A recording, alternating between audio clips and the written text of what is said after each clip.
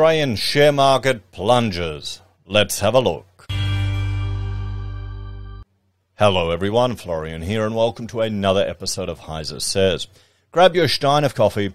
I want to talk about this article I saw on news.com.au. The title here caught my attention. The share market plunges after a Wall Street sell-off over inflation data.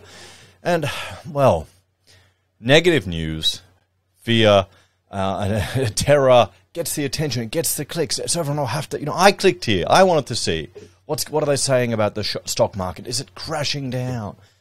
I'm not going to sell. My investments are for long term. My goal is to accumulate shares in companies that are worth money, real companies that actually earn money and pay dividends. I'm going the dividend investment strategy. So I'm not really worried about the day-to-day news. But I thought, okay, let's have a look to see what they have to say here and then check out the market. So if we jump over here to this screen, we can see, I think this article came out in the morning. You can see the huge crash here. Wow, look at that crash. But then if we go out to a week, just to a week, come on, update. There we go. We see, look at that plunge. Wow, look at that big move, that big straight line down. Uh-oh. Oh, we better foam, let the fear overcome you and make a rash decision and sell. Or maybe not. Let's go out to a month. There we go. Oh, wait a minute. Wait. We had this big crash, but we're still doing better than we were at the beginning, a week ago. But no, over a month, we're still, way down. Look at that. Then if we go to 6 months. Okay, so yeah, no, we're still doing better than we were back in June. Worse than we were in April. It's kind of moving up and down. We look at a year. Again, there you go. We've had a lot of these big moves. So think about it. Every time that happens, that's another article you can write and more attention you can get. So you've got to understand as an investor or someone, even just a beginner looking to get into investment, trading the news or letting the news influence your investment decisions isn't a good thing. It can be quite dangerous and quite challenging. And sadly, I think a lot of people did that with housing. We go to 5 years. And we can see the huge fall, and we'll wait for a moment while it appears. Hang on. There we go. Look at that. That was a huge crash. The pandemic lockdown crash right there. And, well, this is our big correction here. And so if we go out even further, let's go to all data. I mean, there you go. There's the general path of the market, guys. So if we look back at 2008, look at that climb up and that boom, that crash here. Even these moves are not as dramatic as what we saw there. I mean, look at what we've got going here. It's just it seems like a bit of noise in the market. So let's have a look and see how this article is framing that. Because even if you're investing and they're talking about these huge losses, go back in time. How far back are you? I think I'm 4 months back on the value of my portfolio, even though I've been buying more shares, so it's been going down. I haven't been buying that many, but still, you want to look at it as a time scale. Okay, worst case, I lost 4 months of growth. Oh well. Try and not let this stuff influence you. So let's see what they've got to say. The Australian share market shed nearly 70 billion in the first hour of trade on Wednesday morning after huge losses on Wall Street overnight. The benchmark ASX 200 opened 0.002% lower and fell by 1.7%. Yep, it was down 2.835% after the first 45-minute session. The All Ordinaries also sunk, falling by 2.84%, or 205.8 points to 7,047 points. All 11 sectors were in the red, with real estate leading the pack, with early losses of 3.8% and the tech stock down 3.49%. The tumble follows a bloodbath in the US, where investors have been spooked by new data showing US consumer price inflation jumped 8.3% in August, close to a 4-decade high. Well, yeah, remember when they were saying inflation was transitory? Remember that? Wasn't that funny? Yeah, it isn't anymore. It's. But what about the inflation hedges? Gold, silver, and Bitcoin. Well, let's see how they're looking. If we have a look here, crypto. Well, crept up the last few days. It's 8% up on the week, so it's over 20,000 again, but it's taken a stumble. Ethereum is at 1,600, and we're running out of time until the merger.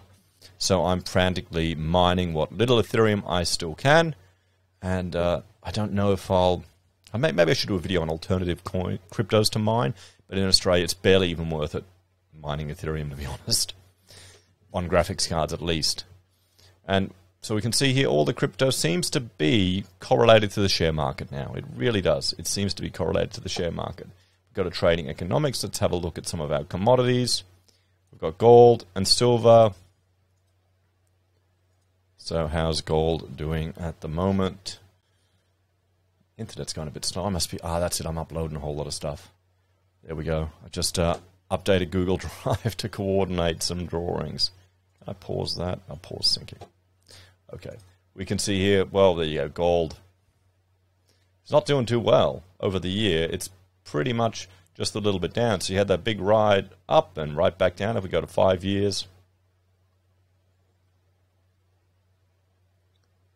We can see here, well, your 2020 levels, we haven't hit below there. So it's crept up. Hopefully there'll be some support at this level. But, that's the extent of my TA, guys. Silver, we're at 1944.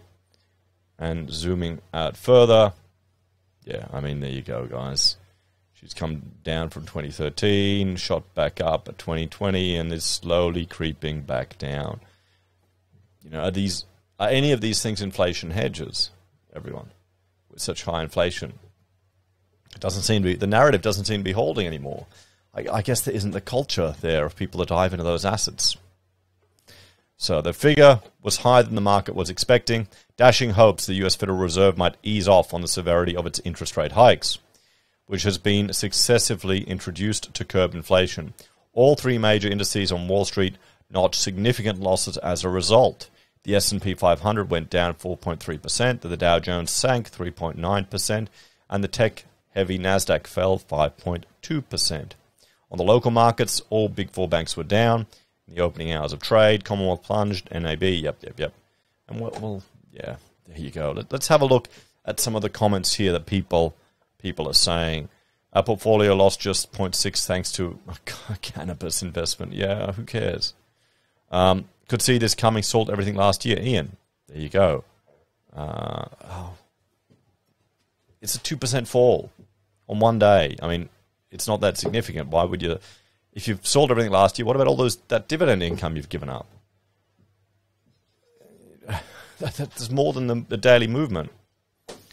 Tip of the iceberg, expect a 30 to 60% drop in red October, same as 89. Many people will be bankrupt by the fall. No shares are safe except energy shares. Maybe, maybe not. So we'll have to see on that prediction. 60% fall, guys. Awesome.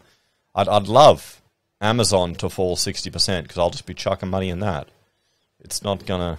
Yeah, you have to look at some of these predictions of falls. Then you'll find some bargains, guys. You just have to have some powder on the side. And don't let the fear get to you. Baden, hope you have your life vest when it comes to crash landing.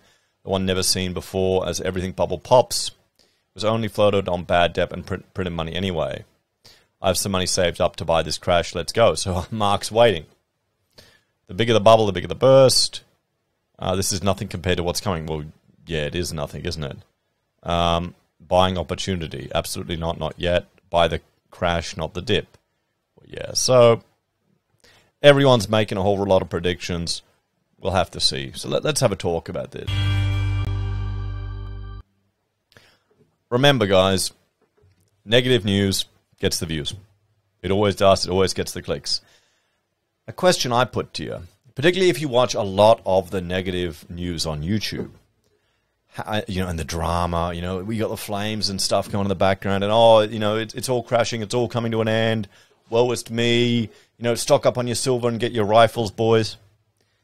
How is that different from back in the 80s when housewives would watch soap operas for the drama?